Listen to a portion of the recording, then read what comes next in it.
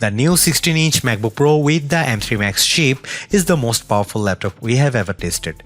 I know I said that about the MacBook Pro 16-inch with the M2 Max processor released earlier this year, but Apple has outdone itself once more with this monstrous notebook.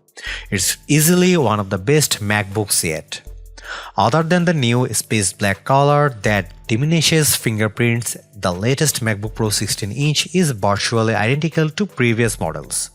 That means you still get a gorgeous 16-inch Liquid Retina XDR display, plenty of ports and a sleek, sturdy design.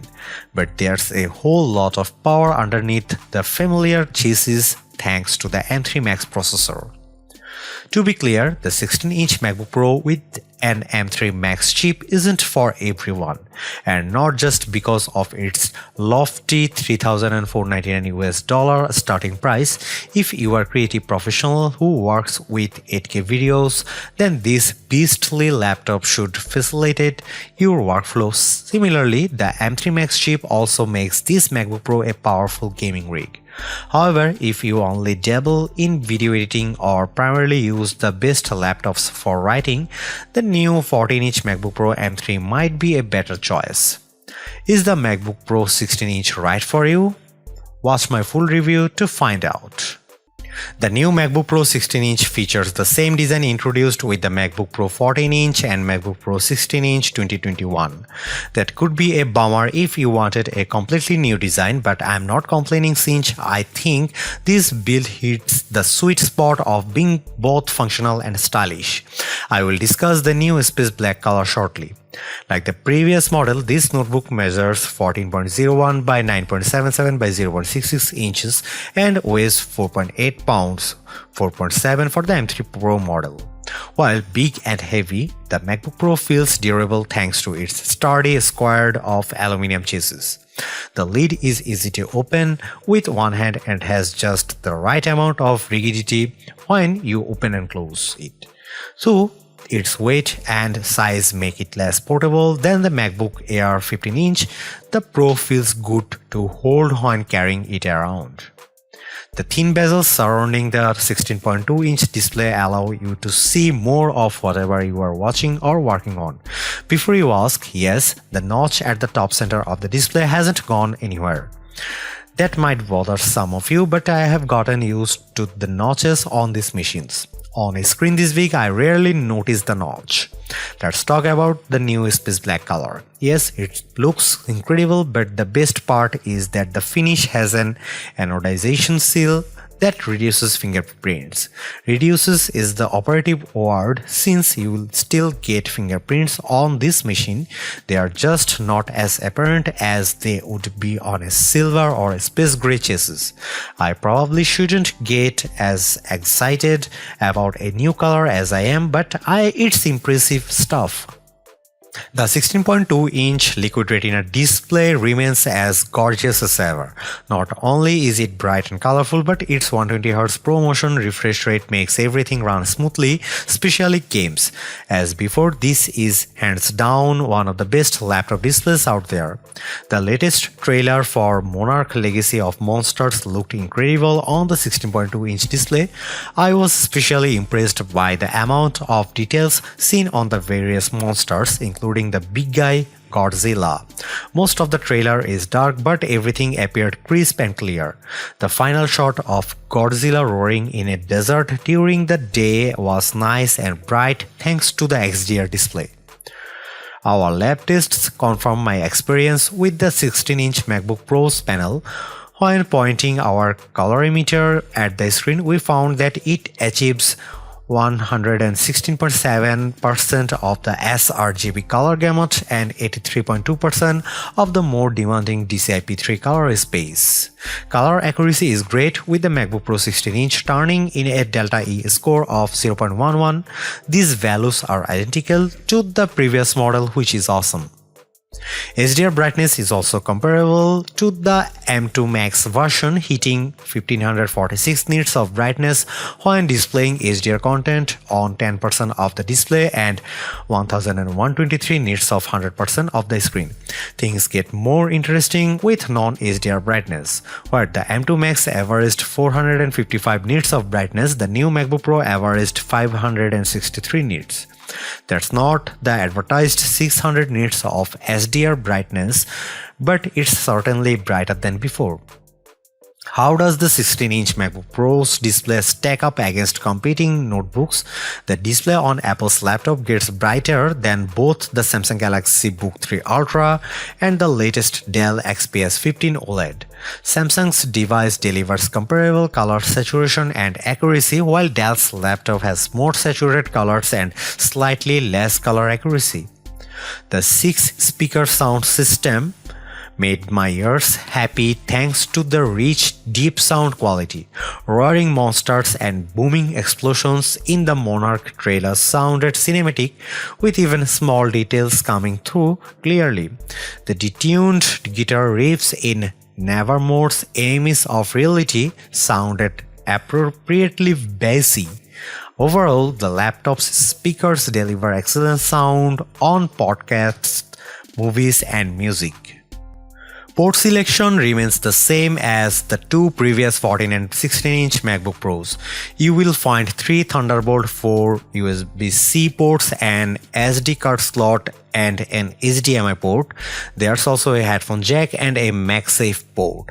The latter is still one of my favorite features on the redesigned MacBooks released in the last couple of years.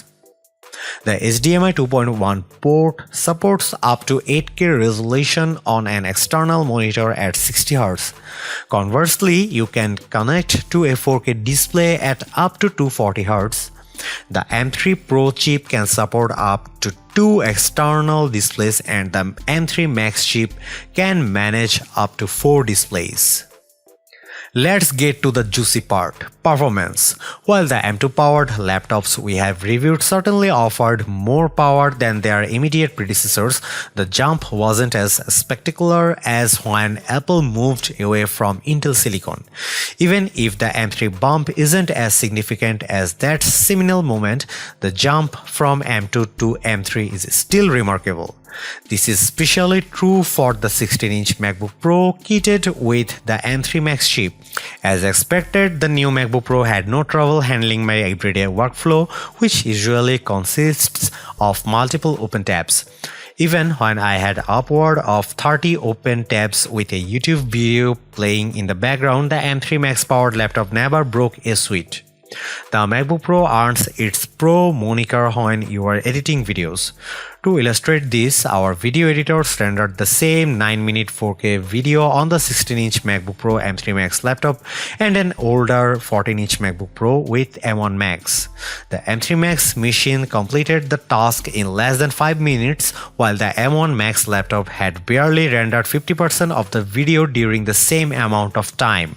Our lab tests confirmed our anecdotal evidence. On Geekbench 6, which measures CPU performance, the MacBook Pro 16-inch with M3 Max notched a single-core score of 3200 and an incredible 21711 multi-core score. For comparison, its M2 Max predecessor scored 1993 and 15173 respectively on the same test. On Geekbench 5.4, the older M1 Max notched at 1781 and 12683 on the single or multi-core tests. In short, the M3 Max is roughly 20% faster than the M2 Max and 45% faster than M1 Max. In our Handbrake video transcoding test, the M3 Max driven MacBook Pro 16-inch transcoded a 6.5 GB 4K video to 1080p in 2 minutes 34 seconds. That's about twice as fast as the M2 Max, which need 4 minutes and 03 seconds. On the Puget Bench Photoshop test, which assigns a score based on how effectively a system uses scripts to apply a series of filters and other adjustments to several high-res photographs, the MacBook Pro 16-inch M3 Max scored 1443. This test also times how long each system takes, and the new laptop took 3 minutes and 29 seconds.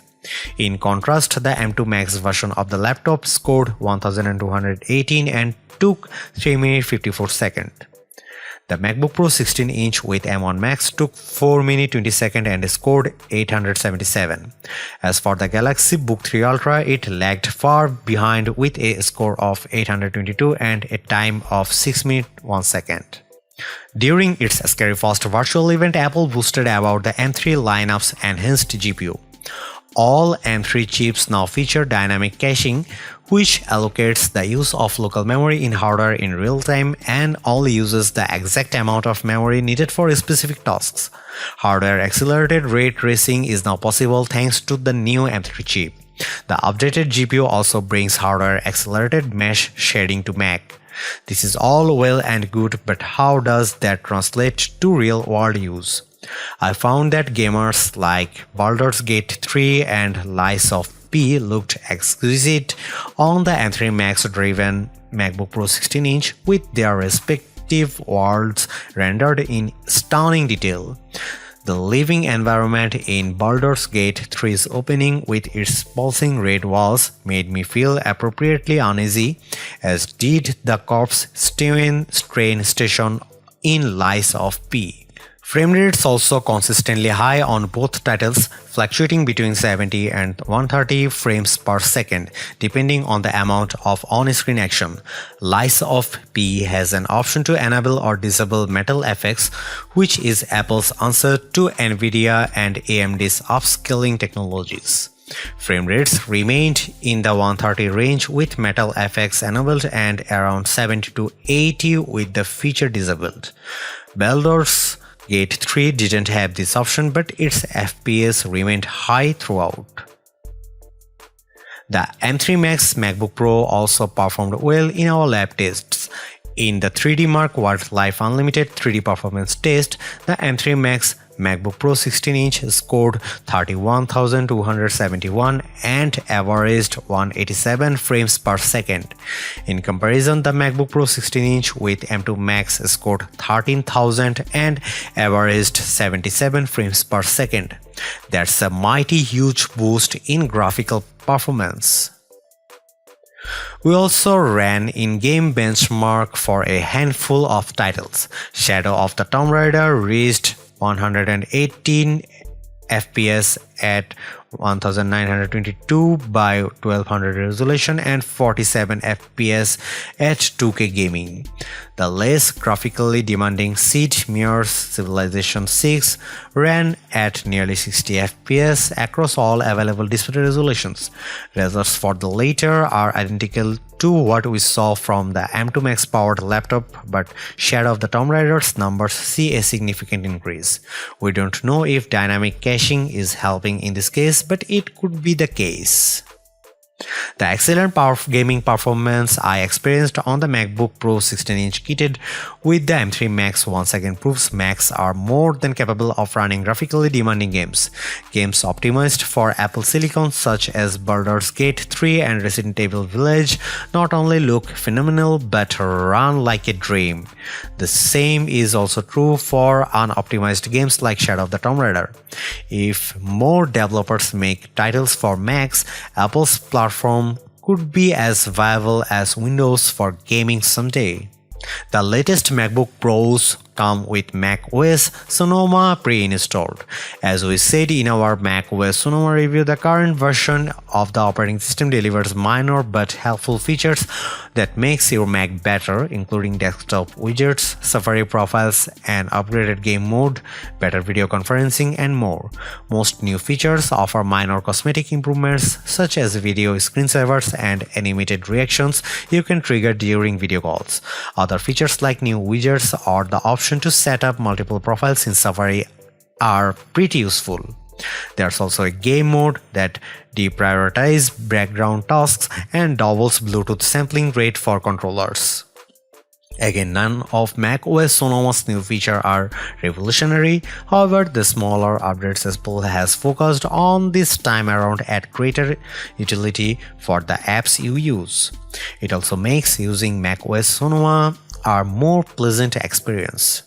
The MacBook Pro 16-inch M2 Max I reviewed earlier this year is the longest lasting laptop we have ever reviewed, enduring for an astonishing 18 hours and 56 minutes. While the updated M3 Max driven model doesn't last as long, it still blows away most other laptops for battery life. On our battery test, which involves continuous web surfing at 150 nits of screen brightness, the new MacBook Pro 16-inch lasted for 17 hours and 11 minutes. While that's nearly 2 hours less than the last model, I doubt anyone will complain about 17 hours of battery life. That's still longer than 2021's MacBook Pro 16-inch 2021 with M1 Max, which lasted for 15 hours and 31 minutes. Windows laptops like Dell XPS 15 OLED while lasted 8 hours and 58 minutes, and Samsung Book 3 Ultra while lasted 10 hours and 1 minute don't even come close. How hot does the MacBook Pro 16-inch get? In our standard heat test, which involves running a heat gun over a device after streaming 15 minutes of full HD video on it, we found the hottest point to be on the underside near the center, which peaked at 81 degrees Fahrenheit. We generally consider temperatures over 95 degrees as being uncomfortable. The 16-inch MacBook Pro doesn't get close to that, so you should be able to comfortably keep it on your lap for extended periods. The spacious keyboard with its snappy and responsive keys is one of the main reasons I enjoyed typing on the two previous 16-inch MacBook Pros. This remains true with the new model, which complements my weak hands and forceful keystrokes. While I still would have killed more resistance when pressing the keys, the keyboard remains a winner since it's so comfortable to type on. I'm also a fan of the massive touchpad. Its smooth surface allowed my fingers to glide over it with ease, and it always registered my gesture and clicks. Despite the touchpad size, I never accidentally touched it when typing. Though I'd prefer to use one of the best mice, the 16-inch MacBook Pro's touchpad performs wonderfully. The 1080p FaceTime webcam on the new MacBook Pro 16-inch is perfect for video calls or the occasional selfie. Apple says the image signal processor and neural engine in all M3 laptops provide better picture quality. I didn't notice much difference myself, but as you can see from the shot above, the picture is vibrant if somewhat blurry. At the risk of sounding redundant, the MacBook Pro 16-inch with the M3 Max is truly the most powerful Apple computer we've ever tested.